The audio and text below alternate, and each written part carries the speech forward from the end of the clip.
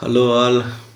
మొత్తానికి ఎంతో హైప్తో వచ్చిన గేమ్ చేంజర్ మూవీ డిజాస్టర్ అని చెప్పి ప్రతి ఒక్క చోటు నుంచి రిపోర్ట్స్ వస్తున్నాయి. సో ఇంతోటి సినిమాకి వీళ్ళు ఇంత బిల్డప్ ఇచ్చి ఇంత బడ్జెట్ అలొకేట్ చేసి ఇంత ఎఫర్ట్ వేస్ట్ చేసింది అని ప్రతి రివ్యూలో ప్రతి ఒక్క సెంటర్ నుంచి కూడా రిపోర్ట్స్ వస్తున్నాయి. వీళ్ళు చెప్పే బడ్జెట్ అంటే కళ్ళు తిరుగుతున్నాయి. 500 కోట్లు ఇంతోటి సినిమాకి పెట్టారా అని చెప్పి. సో దర్శక నిర్మాతలు కూడా ఆలోచించుకోవాలి, అసలు మన కథ ఏంటి, దానికి ఎంత అవసరం ఉంది, బడ్జెట్ మనం ఎంత స్పెండ్ చేయాలి, ఎంత స్పెండ్ చేస్తే మనకి ఎంత రికవరీ అవుతుంది, ఒకవేళ డిజాస్టర్ అయినా కూడా మనం ఎలా సేఫ్ సైడ్ ఉండొచ్చు అనేది ఆలోచించాలి. ఏదో డబ్బులు ఎక్కువ స్పెండ్ చేస్తే అదేదో గొప్ప అన్నట్టు ఫీల్ అవుతున్నారు, కానీ నిజంగా కథ డిమాండ్ చేసి ఆ సినిమాకి నిజంగా అంత హంగులు కావాలంటే పెట్టచ్చు. కానీ ఇలా ప్రతి సినిమా కూడా ఒక వండర్ అవ్వదు, ప్రతి సినిమా కూడా ఇంత బడ్జెట్ అవసరం లేదు. సో సినిమా రిలీజ్ ముందు వాళ్ళు ఇచ్చిన హైప్ చూస్తే ఈయనకు నేషనల్ అవార్డు, హీరోకి నేషనల్ అవార్డు వస్తుంది. అసలు ఆ డైరెక్టర్ శంకర్కి ఇది కమ్బ్యాక్ మూవీ అది ఇది అని చెప్పారు. ఏం కమ్బ్యాక్ మూవీ, ఆయన అసలు ఆ 90స్లో అలాగే ఉండిపోయాడు. ఆ టేకింగ్, ఆ స్టోరీ, షార్ట్స్ అవి కూడా మొత్తం ఆ 90స్లోనే ఆగిపోయాడు. ద వర్స్ట్ థింగ్ ఈజ్ ఆయన సినిమాలు ఆయనే అక్కడక్కడ రిఫరెన్స్లు తీసుకొని చేశాడని కూడా చెప్తున్నారు. సో ఇంతోటి దానికి మనోళ్ళు గత చరిత్రను అడ్డు పెట్టుకొని ఇలా నిర్మాత డబ్బులు ఖర్చు పెట్టించడం ఎంతవరకు సబబు? అసలు మన నిర్మాతలను కూడా అనాలి. అంటే గతంలో ఎప్పుడో గొప్ప సినిమాలు తీశారు కాబట్టి వాళ్ళు ఇప్పుడు కూడా అదే ఫామ్లో ఉంటారు, ఈ ట్రెండ్కి తగ్గట్టు అప్డేట్ అయి ఉంటారు అని చెప్పి వెళ్ళి కోట్లు కుమ్మరేయడం, వాళ్ళ వెంట తిరిగేసి వాళ్ళ డేట్స్ సంపాదించి ఆ కాంబినేషన్లు సెట్ చేసి తీరా ఇలా దెబ్బతినాల్సి వస్తున్నారు.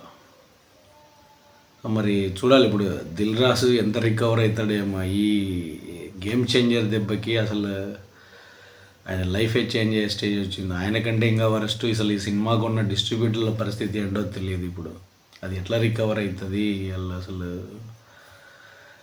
ఎప్పుడు బాగుపడతారు, ఇంకా ఈ బాగుపడడానికి ఇంకా ఎన్ని హిట్ సినిమాలు వాళ్ళు డిస్ట్రిబ్యూట్ చేయాలి. ఇప్పుడు దిల్ రాజునే తీసుకుంటే ఇప్పుడు ఈ సినిమాకి వచ్చిన లాస్ను రికవర్ చేయడానికి ఇంకెన్ని సినిమాలు తీయాలి ఆలోచించుకోవాలి. రీసెంట్గానే ఈ దర్శకుడిది భారతీయుడు సినిమాకి ఎక్స్టెన్షన్ లేకపోతే పార్ట్ 2 మూవీ అని చెప్పారు. ఆ డిజాస్టర్ రిజల్ట్ చూసిన తర్వాత అయినా కూడా వీళ్ళు ఆ బడ్జెట్ కంట్రోల్లో పెట్టుకొని ఉండాల్సింది. బట్ మాయలో కొట్టుకొని పోయారు. రియాలిటీ చూస్తే చాలా డిఫరెంట్గా ఉంది. ఈ మాత్రం దానికి ఆ ప్రీ రిలీజ్ ఈవెంట్లో రాజకీయ డైలాగులు, ఒక పార్టీని టార్గెట్ చేస్తూ ఈ డైలాగులు చెప్పడాలు, వీళ్ళకు ఒక విషయం అర్థం కావట్లేదు. సినిమా వాళ్ళకి బిజినెస్ కావాలన్నప్పుడు అనవసరమైన రాజకీయాలు ఈ సినిమాల్లోకి తేకూడదు. ఇప్పుడు ఆ సినిమా రిలీజ్ ఈవెంట్లో అడ్డమైన రాజకీయాలు మాట్లాడినారు. ఒకవేళ మాట్లాడుకోకుండా ఉంటే ఇంత డిజాస్టర్ మూవీకి కూడా ఇంకొంచెం కలెక్షన్లు వచ్చేటివి. ఇప్పుడు అనవసరంగా రాజకీయాలు గోక్కున్నారో ఒక వర్గం వాళ్ళని రెచ్చగొట్టారు. ఇప్పుడు వాళ్ళు దీన్ని ఇంకా ప్రాపగేట్ చేస్తారు. ఇది ఎంత చెత్త సినిమాలు చూడాల్సిన అవసరం లేదన్నట్టు. ఆ వచ్చే అరాకొర కలెక్షన్స్ కూడా పోతాయి ఇప్పుడు. సో ఇప్పుడు ఈ సినిమాకు ముందు తెలంగాణ గవర్నమెంట్ మేము రేట్లు పెంచడానికి ఒప్పుకోమని చెప్పారు. ఫైనల్గా వాళ్ళు కూడా ఒప్పుకున్నారు రేట్లు పెంచడానికి. ఆంధ్రాలో ఎలాగూ పెంచేశారు కూడా. ఇప్పుడు సినిమా డిజాస్టర్ అన్నారు. ఇప్పుడు అదే రేట్లు నార్మల్గా ఉంటే ఏదో కొద్దిమంది అభిమానులు ఇంకెవరో వెళ్ళినా చూసేటోళ్ళు. ఇప్పుడు ఆ రేట్లు పెంచినారు, పోవాలనుకున్న వాళ్ళు కూడా పోరు. ఇప్పుడు ఇంత డిజాస్టర్ మూవీకి రేట్లు పెంచి అంత టికెట్లు పెట్టి పోవడం ఎందుకు, ఎట్లా ఆగితే 2 రోజుల్లో ఓటీటీలో వస్తుంది కదా అని చెప్పి. ఆ సినిమాలో ఉన్న ఒకే ఒక పాపులర్ పాట అది కూడా లేదు. లేకపోతే ఇంక ఇప్పుడు ఆ పాటను మళ్ళీ 14th యాడ్ చేస్తామని చెప్పారు. అంటే ఆ పాట చూడడానికి మళ్ళీ ఎవరు వెళ్తారు? అసలు ఇప్పుడు ఓటీటీ కాలంలో రెండోసారి థియేటర్కి వెళ్ళి చూసేటోళ్ళు చాలా తక్కువ. ఒకసారి చూస్తారు బాగుంది అంటే, రెండోసారి ఇంకెవడు ఒక్క పాట కోసం రెండోసారి ఎవడు థియేటర్కి వెళ్ళాడు. ఆగితే ఒక 10 రోజులు 20 రోజులు 1 నెల రోజులు ఆగితే ఎలాగో ఓటీటీకి వస్తుంది కాబట్టి ఓటీటీలో చూద్దాం అనుకుంటారు. సో మరి ఇదేం స్ట్రాటజీనో అర్థం కావట్లేదు దర్శక నిర్మాతల్లో. ఒక పాటను పక్కన పెడితే గత కాలంలో మాదిరి ఆ పాట కోసము రిపీట్ ఆడియన్స్ వస్తారు అని ఎందుకు ఆ భ్రమలో ఉంటారో అర్థం కాదు. ఏ తర్వాత చెప్పించేది ఏంటంటే అసలు మనము నేల విడిచి సాము చేయకూడదు. సినిమాకి ఎంత అవసరమో అంతే పెట్టాలి. ఒకవేళ మనం ఎట్లుండాలంటే ఒక సినిమా అట్టర్ ఫ్లాప్ అయిపోయినా కూడా నిర్మాత రోడ్డు మీదకి రాకూడదు, డిస్ట్రిబ్యూటర్లు కొన్నోళ్ళు ఎవరైనా కూడా రోడ్డు మీదకి రాకూడదు. అలా బడ్జెట్ కంట్రోల్లో పెట్టి తీసుకోవాలి. కానీ గొప్పలకు పోయి మేము వాడికంటే ఎక్కువ పెట్టాము, ఈ సినిమా కంటే ఎక్కువ పెట్టాము అన్ని డబ్బాలు కొట్టుకొని కోట్లు కుమ్మరించి తీరా ఫలితం అటో ఇటో అయితే ఇంకా మళ్ళీ వచ్చి రోడ్డు ఎక్కడం, ధర్నాలు చేయడము, ఇవన్నీ చేయడం. ఇప్పుడు ఈ డిస్ట్రిబ్యూటర్లకు రికవరీ ఎలా అవుతుంది? గతంలో కూడా మనం పూరి జగన్నాథ్ సినిమాలు అటర్ ఫ్లాప్ అయినప్పుడు, లేకపోతే ఇంకో పెద్ద హీరో సినిమాలు అటర్ ఫ్లాప్ అయినప్పుడు ఈ డిస్ట్రిబ్యూటర్స్ అంతా వచ్చి ఇలాగే రోడ్ల మీద ధర్నాలు చేసి ఫిల్మ్ ఛాంబర్లకు వెళ్ళి, నిర్మాతల మండలికి వెళ్ళి ఏదో సెటిల్మెంట్లు చేసుకొని నెక్స్ట్ మూవీ రిలీజ్ కల్లా సెట్ చేస్తారు, అది చేస్తారని చెప్పి ఎన్నో చూసాము. సో ఈ సినిమాకి కూడా ఈ పరిస్థితి తప్పేటట్టు లేదు. ఇంకా ఖచ్చితంగా ఈ సినిమా కూడా అదే జరుగుతుంది. ఇంత ఫ్యాన్సీ రేట్లు పెట్టి కొన్న తర్వాత ఎట్లా రికవర్ అవుతుంది? సినిమా ఏదో మిక్స్డ్ టాక్ వచ్చినా కూడా ఎంతో కొంత రికవర్ అయ్యేది. ఇంత డిజాస్టర్ టాక్ వచ్చిన తర్వాత ఇంకా ఇది అసలు కోలుకునే పరిస్థితే లేదు.